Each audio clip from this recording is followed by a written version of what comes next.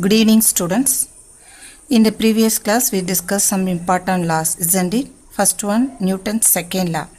Newton's second law, very simple. That is, the force acting on your body is directly proportional to rate of change of linear momentum, isn't it? So that is F is equal to ma, mass into acceleration. Okay. So next, Newton's third law. So every action there is an equal and opposite reaction force. That is, action force is equal to reaction force. Next one we study impulse. What is impulse? A very large force acting at a very short interval of time, that is known as impulse. Impulse is denoted as J. So J is equal to the product of force and time, isn't it? So today I am going to teach some important concept. First one, law of conservation of linear momentum. Okay, first law. There is no change in the linear momentum of a system of bodies as long as no net external force acts on them. Listen, very simple law. Consider two objects A and B, okay, moving with the velocity u1 and u2. Here no external force applied, so there is no change in the linear momentum, isn't it? That is the law. Listen carefully. There is no change in the linear momentum of a system of bodies as long as no net external force act on them. Okay, so consider two objects A and B. The masses m1 and m2. Okay, its inertial velocity is u1 and its inertial velocity is u2. Consider the object's A's initial velocity is greater than object B. That is, u1 is greater than u2. Okay, u1 is greater than u2. So after a time, for example t seconds, the objects tend to have a collision. Okay, the objects tend to have a collision, that is hitting. So A and B have a collision. Okay, so it applies force F and it also applies a force FB. This one is FA and this one is FB. Okay, so after the impact of force, so here some collision having no. So after the impact of force, the objects move with the velocity v1 and v2 in a straight line. Okay, so now listen. First one, force on body B due to A. Okay, so force on body B due to A. So already you know the second law, that is force F equal to ma, that is mass into acceleration. So now you write it as FB, that means force on body B. Okay, force on body B equal to m2. Mass of the body B is m2. Okay, acceleration, change in velocity with respect to time. So change in velocity means final velocity minus initial velocity, isn't it? So final velocity is v2, initial velocity is u2. So that only we write v2 minus u2 with respect to time. Okay, next same, force on body B, force on body A due to B. Okay, so that means FA is equal to same way, m2 here m1. So final velocity v1, initial velocity u1. That means v1 minus u1 with respect to time. Okay, so by Newton's third law of motion, you know action force is equal to reaction force. Here action force is FA. Here this is action force. This is reaction force FB. So action force is equal to reaction force. That means FA is equal to minus FB. So this negative sign indicates the opposite direction. Okay.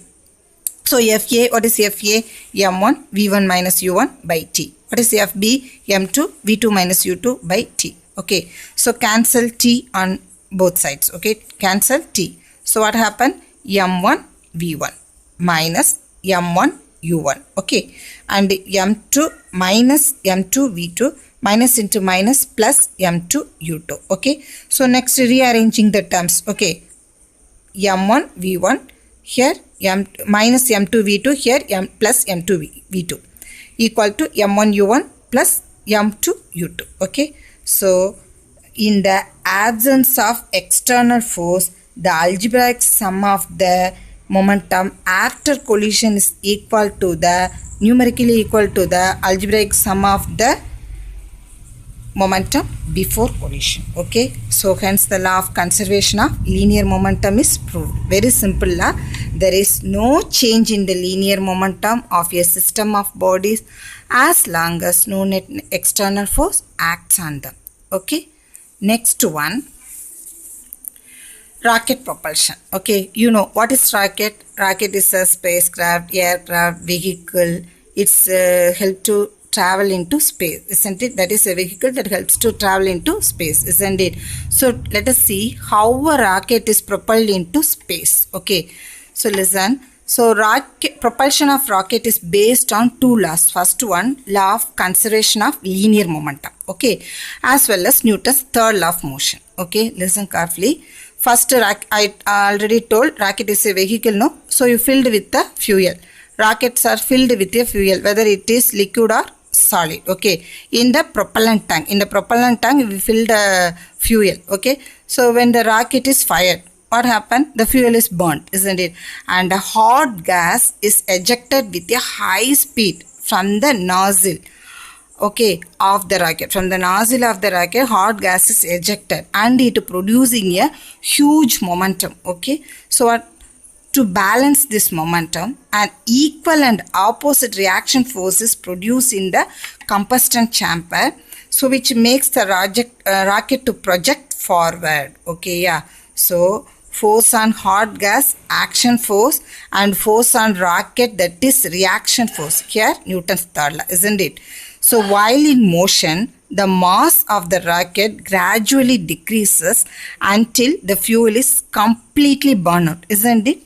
Okay, next, so here according to law of conservation of linear momentum, there is no net external force act on it. The linear momentum of the system is conserved. Okay, so the mass of the rocket decreases with altitude. It goes height. Its mass of the rocket decreases, which result in the gradual increase in velocity of the rocket. Okay, so on one stage it reaches a velocity. That velocity is sufficient to just escape from the gravitational pull of the earth. Okay, this velocity is called escape velocity. Okay, so this way the rocket is propelled into space. Okay, yeah, students. Next one, Newton's universal law of gravitation. It's also very important law. Listen carefully. First law. Okay, this law states that every particle of matter in this universe attracts every other particle with a force. This force is directly proportional to the product of their masses and inversely proportional to the square of the distance between the center of these masses. Okay, the direction of the force acts along the line joining the masses. Okay, listen, let us define the law. Consider two objects. Okay, their masses m1 and m2. What is the universal law? The m1 and m2, it is apart from the distance r. Okay, so what is universal gravitational law? Every object in the universe attracts other object with a force, isn't it? So that force is directly proportional to product of the masses. Here this mass m1, this mass m2. So product of the masses, and the force is inversely proportional to the square of the distance. Distance is r, so square of the distance r square. So on comparing the above two expression, we get F is proportional to m1 into m2 by r squared. Okay, so we remove the proportion, so we have to add one proportion, that is universal gravitational constant we add.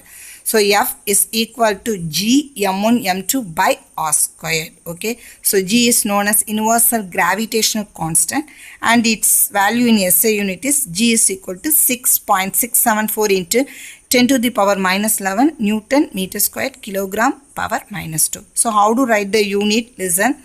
So you want the G value, no? So G is equal to F r square m by m1 into m2, isn't it? So that one F r square by m1 into m2. So what is the unit of F? Force Newton. Distance meter. So distance square meter square. Product of the mass kilogram square. So Newton meter square kilogram power minus 2. Okay, so it's very simple law, that is the every object in the universe, okay, every object in the universe attracts another object with a force. The force is directly proportional to product of the masses and inversely proportional to square of the distance between the center of the masses. Okay, so that's okay, student. This is the law of Newton's universal law of gravitation. Okay.